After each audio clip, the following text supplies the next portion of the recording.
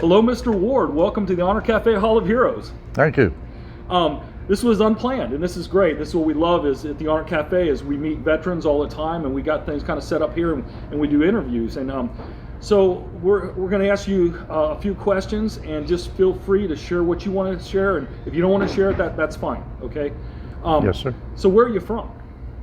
I grew up in Midland, Texas. Midland, Texas. Yes, sir.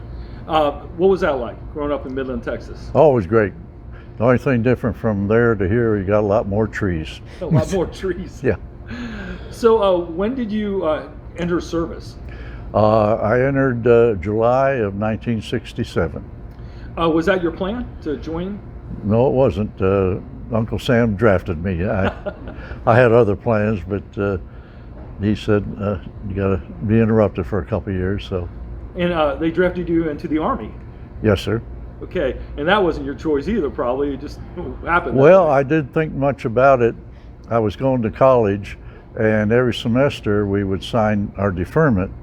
And finally, the president of the college came to me and said, Dave, you've been here for about 4 or 5 years, and you've taken every course at least once, and some of them twice, which you probably needed to do, but you got to graduate. And I said, I don't want to graduate. I'll get drafted in.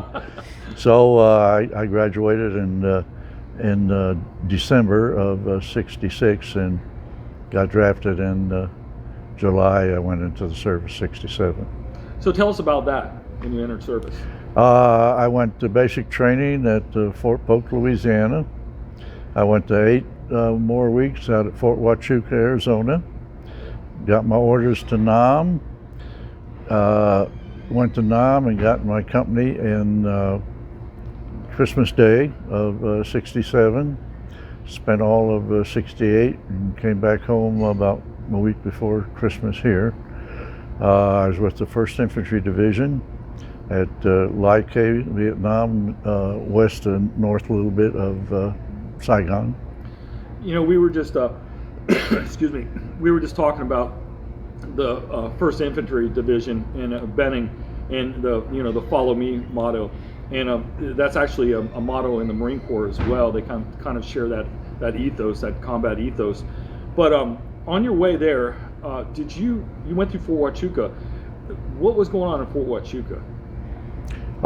Well, growing up in West Texas, I wanted to get across the border if I could.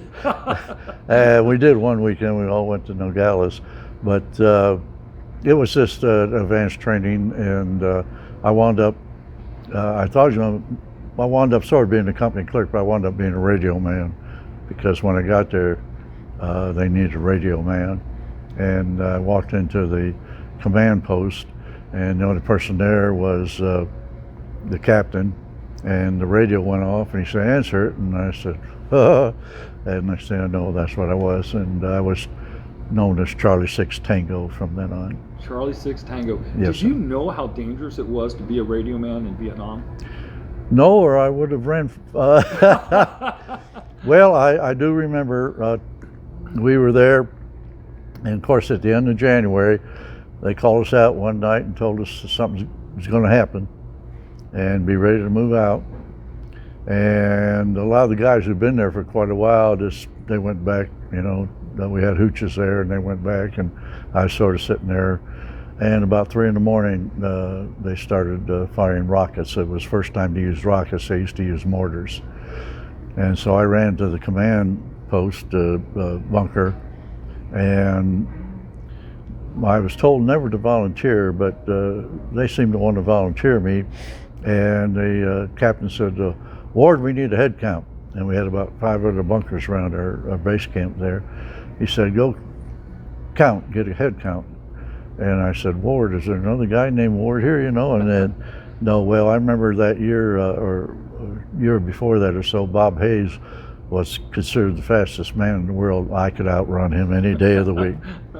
And so I did that, and we actually got overrun and lived for a while out of our area. And then we had another volunteer. There were 5 of us that CO said, you guys go back and see what's left of our area. And so we went back, and and then it was, we probably got hit every day, a couple times, in base camp, and it was just an interesting things, you don't think about, try not to think about anymore. I do remember one story. When we got back, our bunkers weren't built for rockets; they were built for mortars. So we had to add sandbags, and so there was a warrant officer there who had been in the Army, I guess, for 100 years. He was there smoking a cigarette, and if you were sort of, for a better word, off duty, you filled sandbags, and that's what I was doing. And he looked at me and said, Ward, if God wants you, God's going to get you no matter if you're in there or over there or whatever. God's going to get you. It wasn't 10 minutes later, we started getting incoming. He pushes me out of the way, jumps in the bunker. I get myself together. I jump in after him. And we're standing there, and I said, sir, about 10 minutes ago, you were telling me if God wanted you, no matter where you were at, if you were here or there or anywhere, he was going to get you. He said, Ward, you got to remember this. God helps those that help themselves. So I'll never forget that one. But anyway, I was blessed. I had a sense of humor the good Lord gave me when I guess as a baby he probably looked at me and laughed. But those are the things I try to remember. The others, one other story? Sure. Okay. We, towards the end of coming back home in December, we were told that we won't be pretty well liked. We were baby killers, and the media was playing it up and so forth, not to pay attention to it, So anyway, I was fixing to go home. We landed in San Francisco, got green uniforms to fly in because we just had khakis there. Next morning, I was going home to Midland, and back then airlines weren't, they had to stop a lot of places, so I went from San Francisco to Denver to Albuquerque to El Paso to Midland. So I got up early in the morning and went to Denver, got there about 10:30, and I wanted a cold beer, and the bar wasn't open, so I went outside. It was snowing. I hadn't seen cold weather. And I looked up, and I'm sure people were looking down at me saying, oh, that guy's, But anyway, I went back in. They called my plane. The bar had opened up. I had a few more beers. And we went down to the gate. And when you get on the plane, there's usually a stewardess there, welcomes you aboard. Yeah. And there was a pretty young girl there, and she looked at me with a smile on her face and with my uniform. She says, where are you going? And I said, ma'am, I'm going home to Midland, Texas. She said, where have you been? And I said, I just got back from Nam. And her face just turned opposite. And she said, you come with me. And I said, oh my God, what I got to do, unload luggage or whatever? So she took me to the back of the plane, and there were 2 seats left, or there, and nobody in one. She said, you sit there until I get back. So I said, yes, ma'am. So we took off. They did all the doodahs, and now I see her walking down the aisle. And she's got that look on her face, and I said, oh. So she comes up to me, she bends over, and she puts the biggest smile on her face I'd ever seen. She says, now, darling, what do you want to drink? And I said, I'd like a cold beer. And she fed me beer, whether we were taking off, landing, taxiing. Time I got to Midland, I was drunker than a hooter. My mother runs up to me and said, oh, son, you're home. Oh, you're safe, you're home. My dad walked up to me and looked at me and said, hell, he left home drunk, came home drunk. So that was my career. The other stuff is by the past. That's a great story. I know, getting through all that is difficult, and a lot of times we do rely on our faith and we believe, but I probably alcohol would have been my thing of choice as well. We did an interview with another veteran who was a helicopter pilot, and he said, you just kind of had to pick your poison. And he goes, I did alcohol because I didn't want to do any of the drugs they were doing over there. Yeah. But that's a great story, and it's so nice that stewardess took care of you, because oh, yeah. It was so bad coming back, and that's just an amazing story. I didn't let people know that I'd been an armor in the Army for about 5 years. Wow. It was behind me.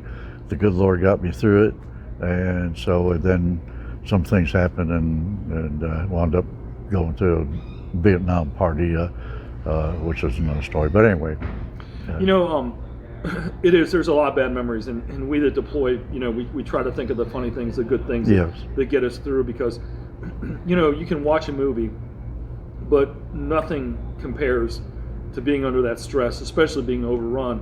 And I've never been in that situation. I can't imagine, you know, being overrun. I can't imagine, you know, what you go through, and sometimes the fear of thinking, you know, I may not come home, you know, and that's hard. Yeah, and that's what I think about now is the guys who left, kissed their mama goodbye or their girlfriends, wives, whatever, and never did come back. Yeah. So I was really blessed. I was scared 365 days, no doubt about it, but you have to, I don't know if the word's overcome it, or you just get immune to it or whatever, and, you know, say, well, you know, this is what it is, and wore out my knees a little praying, but, you know, it was what it was. And Yeah. you know, I had an uncle that was wounded in World War II and all that, and I've always thought those were the greatest fighters. I mean, you know, the government said, okay, you've taken care of the Germans, now go get the Japanese. You know, I was there for a year. That's all you had to pull in, and I was fortunate. I think I was there during leap year, so I had an extra day. But the difference is, you know, those guys came home to parades. My generation came home to parades, and you came home to hate.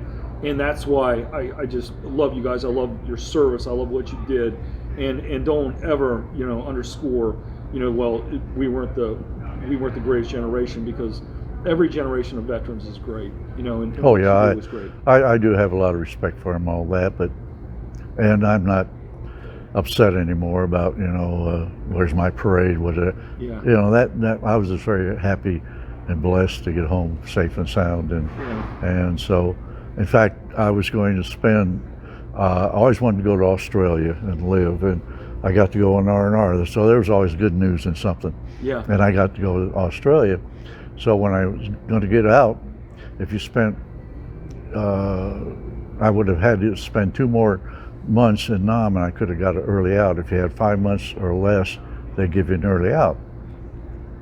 And so I thought about it, and then I was going to go to Australia. I had a college degree. I didn't have anybody. I didn't owe anybody. I didn't have a girlfriend, nada, and just go live there, you know, enjoy it.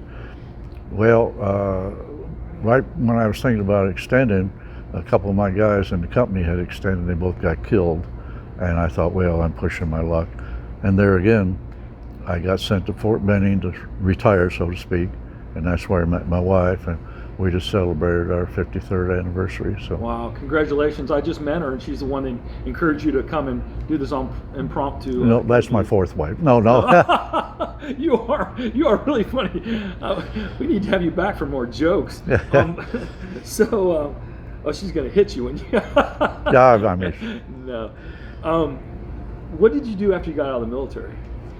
I had a job. I was very fortunate when I got out of college.